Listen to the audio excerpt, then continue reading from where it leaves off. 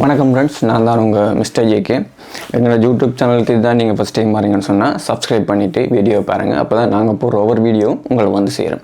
இன்றைக்கி என்ன விஷயத்தை பற்றி பார்க்க போகிறோம்னு சொல்லி பார்த்தீங்கன்னு சொன்னால், அதோட சரியான தகவல் வந்து சரியான முறையில் சொல்லணும்ன்றதுக்காண்டி ஃபோனில் சேவ் பண்ணி வச்சுருந்தான். அதை பார்ப்போம் இருக்கா. என்னென்னு சொன்னால், இலங்கையில் நடந்த ஒரு விசித்திரமான சம்பவம்.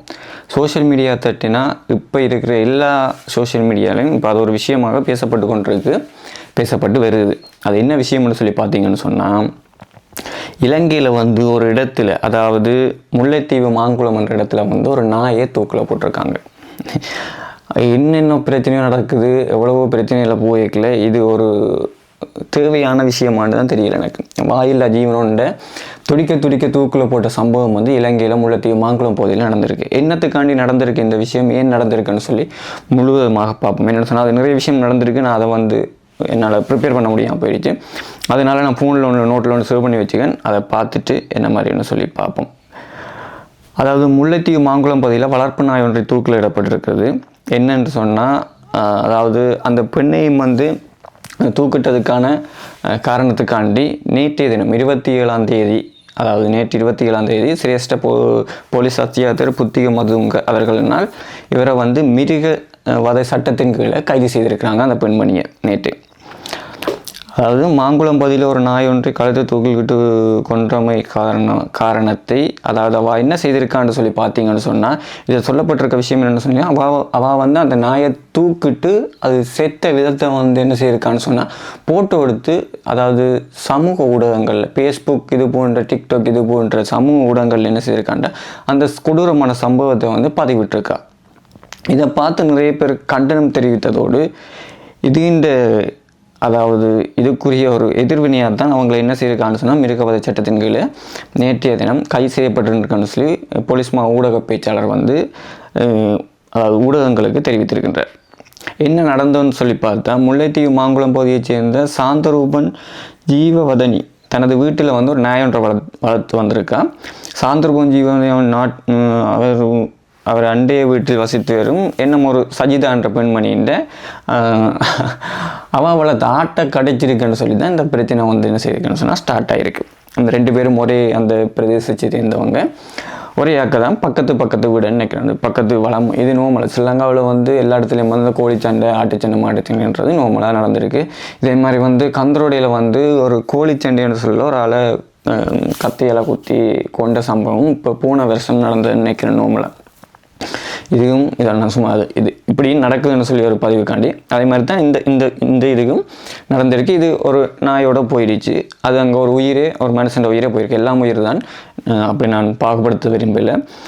அதே மாதிரி தான் இந்த இடத்துலையும் வந்துருங்க ஆட்டுச்சண்டை காரணமாக வந்து ஆட்டை கடித்திருக்குன்னு சொல்லி ஒரு பிரச்சனை ஒன்று வந்தால் போல் இந்த சம்பவத்தை வந்து என்ன செய்திருக்காங்கன்னா இணக்க சபைன்னு சொல்லி இருக்குது. இப்போ ஊரில் வந்து ஒரு பிரதேசத்துக்குள்ளே ஒரு பிரச்சனை வந்து இப்போ கிராம சேவையாளர் பிரிவிட்ட போவாங்க. அவர் வந்து தெரிவித்து வைப்பார். இல்லை இணக்க சபைன்னு சொல்லி ஒன்று இருக்குது. ஒரு 4 பெரியாக்கள் ரிட்டையரான அதிபர் இல்லாட்டி அங்கே அந்த நல்லிணக்க சான்றிதழ் வழங்க ஜேபி என்றெல்லாம் சொல்லுவாங்க. அவங்க ஒரு 2-3 பேர் சேர்ந்துருந்து அதை விசாரித்து அதுக்குரிய தீர்ப்பை சொல்கிற மாதிரி ஒரு சபையும் ஒன்று இருக்குது.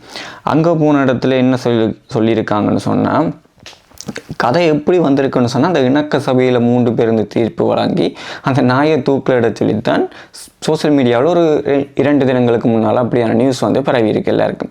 அதே 2-3 இடத்துல நான் பார்த்துட்டு என்ன இது புதுசாக இருக்குது, இப்படி செய்கிறாங்க, என்ன நடந்தது என்று சொல்லி நான் அதை அப்பவும் கதைக்கக்கூடாது இருந்தேன். என்ன சொன்னால், சரியான விளக்கம் சரியான தீர்வுங்களுக்கு கிடைக்காம ஒரு விஷயத்தை பற்றி நாங்கள் வழி இடத்துக்கு கொண்டு போய் சேர்க்கிறது சரியான தவறான விஷயம்ன்றதால நான் அதை பற்றி ஒரு இடமும் கதைக்கவும் இல்லை, அதை பற்றி இதெல்லாம் இல்லை. அதுக்கப்புறம் நேற்று என்ன செய்தேன்னு சொன்னால், இது இந்த விரிவான விளக்கம் வந்து இங்கே பிபிசி தமிழ் நியூஸில் வந்து போட்டிருந்தாங்க. அப்போ அதில் வந்து பார்த்தோம்னு சொன்னால், இதை அடுத்து இதுக்கான வந்து அந்த இணக்க சபை வந்து மஸ்யத்த சபையின் தலைவர் ஜெக்க தீபன் அவர் வந்து இந்த பிபிசியில் வந்து முழு விஷயம் இது சம்மந்தப்பட்ட பிபிசி தமிழில் வந்து இதை கொடுத்துருக்கு. அப்போ அதுக்கப்புறம் தான் அந்த ஆர்டிக்கிளை வந்து வாசிச்சதுக்கப்புறம் தான் எனக்கு ஒரு தெளிவு வந்துச்சோ இதுக்காண்டித்தான் இது நடந்திருக்குன்னு சொல்லி. மத்திய சபை என்ன கூறியிருக்குன்னு சொல்லி பார்த்தீங்கன்னா, அந்த வீட்டு உரிமையாளர் வந்து சொல்லியிருக்கார், நாயை வந்து தன்னால் கட்டுப்படுத்த முடியவில்லை. இதனால் அந்த நாய் வந்து பக்கத்து வீட்டு அந்த ஆட்டை கடித்து விட்டது. 2 பேருக்கும் உரிய வாக்குவாதம் ஊற்றித்தான் இணக்க சபைக்கு வந்திருக்காங்கன்னு சொல்லி. அப்போது அந்த ஆட்டுண்ட உரிமையாளர் என்ன செய்திருக்கான்னு சொன்னால், எனக்கு ஆடு போயிட்டுது, ஒரு விசித்திரமான கேஸாக எனக்கு ஆடு செத்துடுச்சு, மன உளைச்சல்னு சொல்லி அந்த நாயை தன்னிடம் தருமாறும் அப்படின்னு சொல்லி அந்த நாயை அந்த இணக்க சபையிலேருந்து சொல்லியிருக்காங்க. சரி, அந்த கடித்த ஆட்டுக்குரிய உரிமையாளரிடம் அந்த நாயை ஒப்படைக்க சொல்லியிருக்காங்கன்னு சொல்லி அதுக்குத்தான் அந்த இணக்க சபையிலேருந்து 3 பேரும் சைன் வச்சு அப்படி ஒரு பேப்பரை கொடுத்து அதை மாற்றி வெளியில் வந்துட்டேன்னு சொல்லியிருக்கார். அவர் என்ன மட்டும் சொல்லிக்கிறேன்னு சொன்னால், நான் இது சம்மந்தப்பட்ட கொலையை அறிந்த பின்னும் நான் போலீஸ் ஸ்டேஷனுக்கு போயிட்டு ஒரு கம்ப்ளைண்ட் மட்டும் கொடுத்துருக்கேன். இது பிள்ளையான ஒரு செயற்பாடு, இப்படி நாங்கள் இணக்க சபையிலும் சொல்லவே இல்லை, இது அவருக்குரிய நடவடிக்கை எடுக்க வேண்டும்னு சொல்லி மிருகவதை சட்டத்தின்களை அவரை கைது பண்ணியிருக்காங்க. அதில் கொடூரமான என்ன சொல்லணும்னா, ஒரு மரத்துக்கு கீழே கட்டி அந்த நாயை கட்டி அதை ஒரு கொடூரமான முறையில் கொலை செய்து போட்டிருக்காங்க. விலங்கில் எனக்கு எங்கே இந்த நாடு போகுது, என்ன நடக்குதுன்னு சொல்லி விலங்கில் ஏன் இப்படி செய்கிறீங்க? ஒரு வாய் இல்லாத ஜீவன். அதாவது நாய்ன்றது ஒரு நன்றி உள்ள ஜீவன். ஒரு வேளை நீங்கள் சாப்பாடு போட்டிங்கன்னா காலம்புறம் உங்களுக்காக உங்கள் காலடியில் இருக்கிற ஒரு வீட்டை காக்கிற ஒரு நல்ல ஜீவன். சின்ன வயசுலேருந்தே எல்லாருக்கும் படிப்பிச்சுப்பாங்க நன்றி உள்ள ஜீவன்.